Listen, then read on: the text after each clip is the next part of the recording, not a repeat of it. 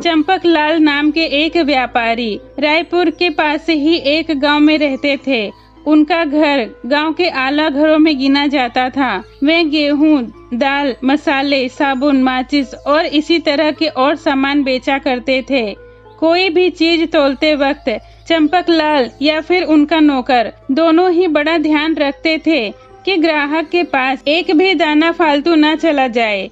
गांव वाले जानते थे कि चंपक लाल गांठ का बड़ा पक्का है और मुनाफे के आगे दया, धर्म या भावनाएं उसके लिए कोई मायने नहीं रखती है। उसकी पत्नी शांति देवी भारी भरकम और सोने से लदी हुई रहती हैं, लेकिन सोने की इन जंजीरों के पीछे एक दयालु मन छिपा था। वसंत ऋतु की एक सुबह चंपक लाल अपने बरामदे में बैठे थे कि उन्होंने एक आवाज सुनी, कोई मेरे कौवे खरीद लो, मोटे ताजे कौवे। चंपक लाल हैरान हो गए। ये कौवे कौन बेच रहा है और कौन खरीदेगा उन्हें? वह जानने के लिए आतुर हो उठे और उठकर सड़क की ओर देखने लगे।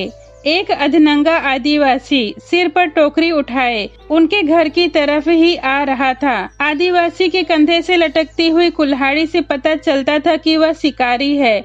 जब वह नजदीक आया तो चंपक लाल ने उसे पुकारा, क्या बेच रहे हो भाई? आदिवासी ने जवाब दिया, कौवे बेच रहा हूँ साहब। चंपक लाल ने कहा, जरा मुझे भी तो दिखाओ। बरामदे की सीढ़ियों पर आदिवासी ने अपना टोकरा रख दिया, फिर व्यापारी की तरफ देखकर मुस्कुराते हुए बैठ गया। चंपक लाल ने देखा तो बस देखते ही रह गए। टोकरी के अंदर एक मोटे काले तीतरों का जोड़ा, जिनका मांस बड़ा ही गर्म और बेशकीमती होता है, उसकी टांगे बंधी हुई थी और चितकबरे पंख धूप में चमक रहे थे। चंपक लाल ने मन में सोचा, कैसा मूर्ख आदमी है जो इतने कीमती पक्षियों को कौवे बता रहा है। फिर उन्होंने आदिवासी से पूछा, कितने के हैं ये कौवे? आदिवासी बोला, एक जोड़े का 20 रुपए साहब। चंपक लाल ने कहा, मैं 15 रुपए से 1 पैसा भी ज्यादा नहीं दूंगा। ये कहकर वह भीतर की ओर जाने लगे।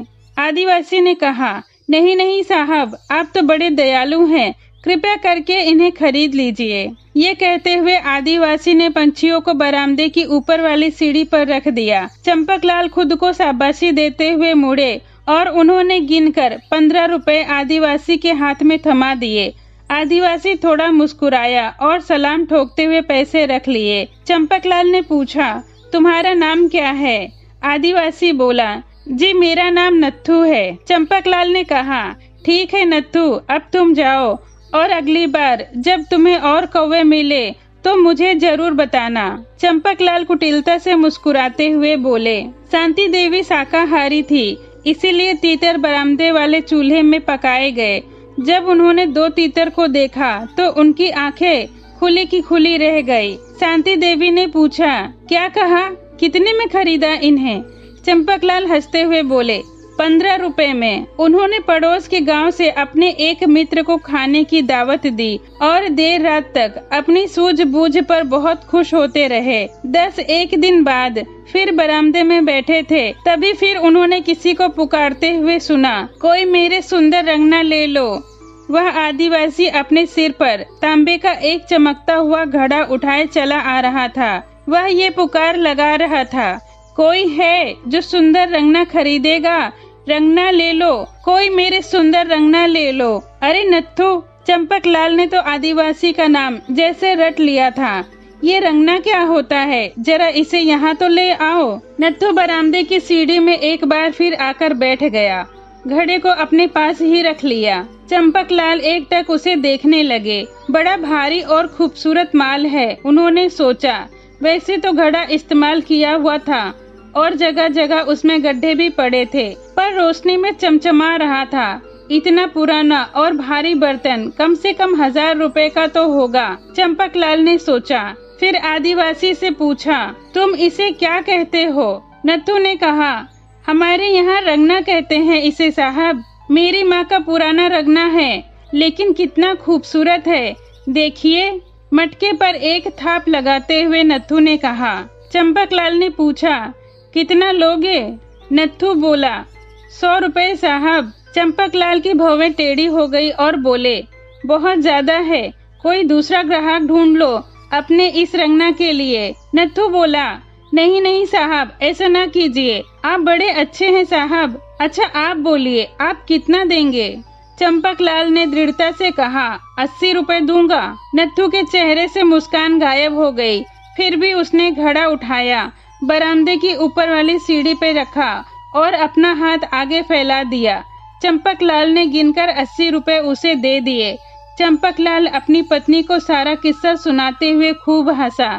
शांति देवी बार बार रंगना घुमाकर देखती जाती और हैरान होती जाती, लेकिन उन्हें उसमें कोई कमी नजर न आती और बोली, यह तो मोती है जो तुम्हें कौड़ियों के भाव मिल गया।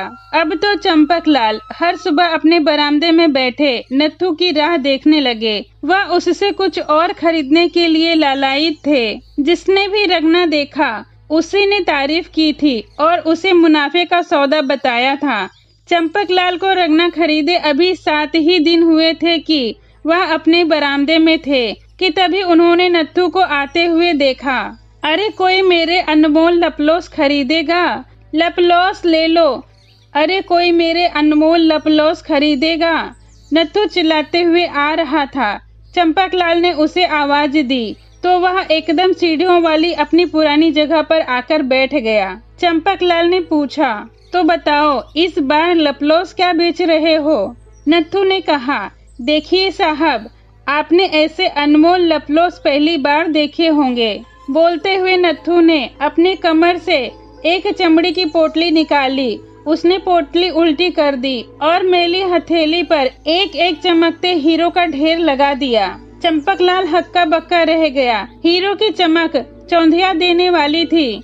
22 हीरे, कुछ मटर के दानों जितने छोटे तो कुछ कंचों जितने बड़े। लालची चंपकलाल का मुंह सूख रहा था। किसी तरह वह बोले, कितने पैसे इन लपलोस के लोगे? 10 लाख रुपए साहब। बिना पलक झपकाए नत्थू बोला, क्या 10 लाख? ये तो बहुत है। चंपकलाल ने कहना शुरू ही किया था कि नत्थू ने उन्हें बीच में चुप करा दिया। ठीक है, पर मैं 1 पैसा भी कम नहीं करूँगा। लपलोस मेरे अकेले का नहीं है, सारे कबीले का है और मुझे लौटकर सबको उनका हिस्सा देना है, नत्थू ने कहा। चंपकलाल सोचने लगा, छत्तीसगढ़ में हीरो की खदानें तो हैं, लेकिन सबको खोदा नहीं गया है। इन आदिवासियों को जंगल का कोना कोना मालूम है और हो सकता है कि वे कई सालों से यह दौलत जमा कर रहे हों। फिर चंपकलाल को नत्थू की हीरो का सही दाम आंकने की काबिलियत का भी पता था।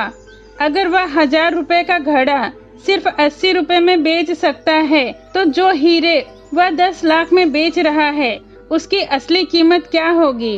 व्यापारी का दिमाग यह सोचकर चकरा गया। उसने फैसला कर लिया, अच्छा ठीक है, मैं तुम्हारे लपलोस खरीद लूंगा। वह नत्थू से बोले, लेकिन मुझे इतने रुपए इकट्ठा करने का समय तो दो। नत्थू ने कहा, साहब आप कितने अच्छे हैं, कितने दयालु हैं। मैं अपनी पत्नी के मामा से मिलकर शाम तक यहीं लौट आऊंगा, नत्थू ने कहा और चला गया। उस दिन चंपकलाल ने अपना सारा सामान, जमा पूंजी, पत्नी के अधिकांश गहने बेच डाले और नत्थू के आने से कुछ समय पहले ही उन्होंने 10 लाख रुपए इकट्ठा कर लिए। नत्थू के दांत भी चमक रहे थे और हीरे भी। दीपक की रोशनी में भी वे चमचमा रहे थे। चंपकलाल ने हीरे गिने, उन्हें ठोक बजाकर देखा और फिर पैसे दिए। आदिवासी ने पैसे को अपने कपड़े में बांधा और अपनी कुल्हाड़ी के साथ उसे भी अपने कंधे पर लटका लिया। फिर उसने चंपकलाल को सलाम किया और घने जंगल में गायब हो गया। अगले दिन चंपकलाल हीरे बेचने शहर में गए। जौहरी ने हीरे की जांच की और अपना सिर हिलाते हुए कहा, चमकते तो बहुत हैं, पर ये हीरे नहीं है, कांच है, सिर्फ कांच। चंपकलाल के तो होश उड़ गए। सस्ते सौदे और मुनाफे की सब योजना धरी की धरी रह गई। उन्होंने सोचा था कि वह आदिवासी को बेवकूफ बना रहे हैं, पर असल में तो नत्थू ने जाल फेंका था और वह उसमें फंस गए थे। छत्तीसगढ़ के लोग ये कहानी कविता के रूप में सुनाते हैं। कौवे के धोखे में तीतर बिकाईस और बिकाईस रंगना, अब जो पड़े लपलोस धमाका, ना घर सोहे ना अंगना। तो दोस्तों, आपको ये कहानी कैसी लगी कमेंट में जरूर बताएं। वीडियो पसंद आई हो तो लाइक करें। ऐसी ही कहानियों के लिए मेरे चैनल को सब्सक्राइब करें। ये वीडियो देखने के लिए आपका धन्यवाद।